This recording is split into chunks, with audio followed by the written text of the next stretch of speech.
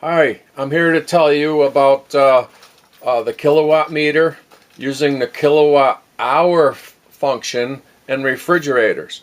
Here's what I did. I plugged a cord into the wall.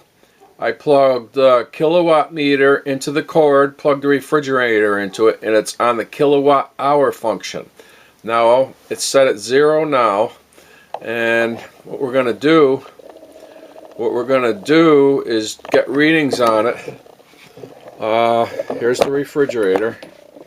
We're going to get readings on it. It's about 5 p.m.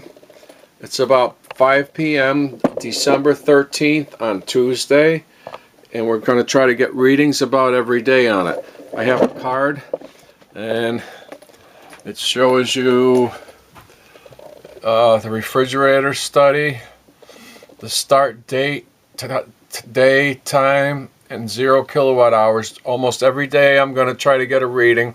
We'll try to see how much the refrigerator uses. Typically a refrigerator uses the most power in your house of any appliance. Yes, it's been about 3 days with the kilowatt meter on the refrigerator showing 1.75 kilowatt hours.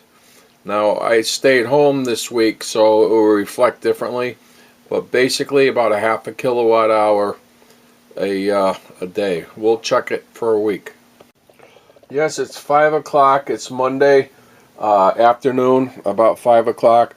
We have a kilowatt reading of 3.41 kilowatt hours on the refrigerator after 6 days.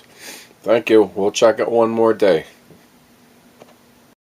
Yes, it's been about 10 days since the kilowatt meter was set to kilowatt hours for the refrigerator, one of the big users of electricity for your home, and it's showing 5.82 kilowatt hours. If you divide by 10, it would be 0.582.